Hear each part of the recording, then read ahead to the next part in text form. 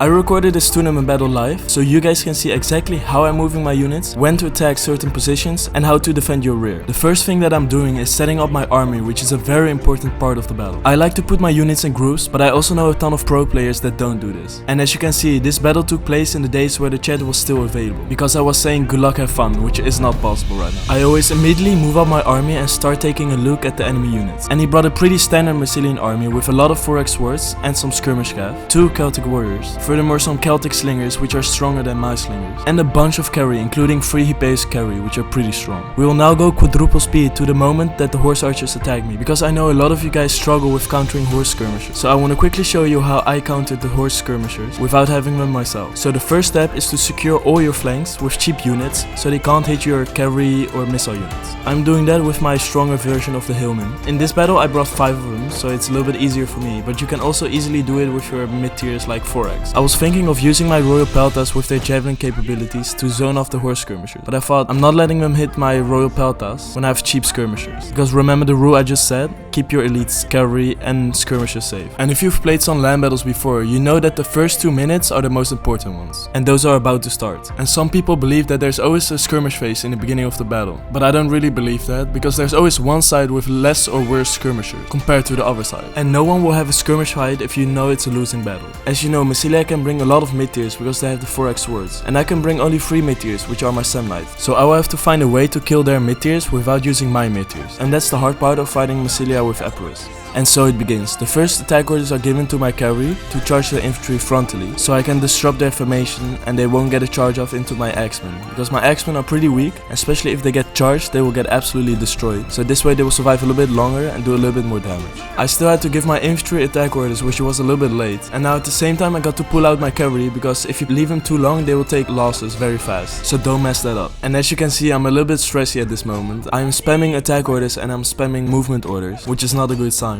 Oof, that was a friendly Pila volley, which is not too great. I'm pretty sure I put all my cavalry out now at this moment, but as you can see I lost 1 cavalry, 3 are pretty healthy and 1 is half depleted. So yeah, charging your enemy frontally with cav will lead to some losses to your cavalry, but it's a sacrifice I'm willing to take, because otherwise my infantry will have a really hard time. And I'm keeping all these units in the back to protect my missiles from their skirmish cavalry, because they are still lurking around. But I really wanted to use my royal peltas into battle, but I really can't, because then I will lose my skirmishers to their skirmish cav. So that's the really tricky part of this battle. My right flank is unfortunately getting a little bit overwhelmed by numbers and by cavalry, etc. And there you go, the skirmish cav are coming, they're lurking around trying to find an option to get into my skirmishers. This would be the perfect moment to get into them, because later on in the game they would have used more of their ammo and it would be less worth it. So he managed to get into my slingers with one of his skirmish cavalry, which I would say it's worth it for him, but the thing is, a skirmish cav costs 500 and the slinger unit costs only 300. So the question is, are you willing to take that trade? I know slingers have a lot of healing potential, so I would say it's alright, but don't take this trade with all of your skirmish cavalry, because late game they can be very useful. At this moment I still haven't used my royal peltas into combat, which is not good. I really need to start using them before they get focused by cavalry, by missile units, etc. But yeah, cavalry is still everywhere and that's the biggest threat for me, because if I lose all my skirmishers, I'm done, because he still got 3 Epirus, which he's really passive with, and I can only really kill those Epirus cavalry with my missile units. And if you got heavy shot cav late game, you're most of the time winning the game. He also got still all of his 3 slingers healthy and alive, which will be able to do a ton of damage to me late game. And over here he was trying to make a move with his general to get into my skirmishers, but I selected all my skirmishers and targeted his general. I'm pretty sure he saw that and ran away immediately. But the annoying thing was that he got into my pelta, so I had to run away and take some losses, and always run to the right side so you can shoot him into the non-shield side obviously. My royal peltas will hopefully get some action right now, because it's been crazy that I haven't been able to use them the whole battle. He got a little cute charge into my Agranian axeman, but I braced and got a charge at the same time, which was perfect.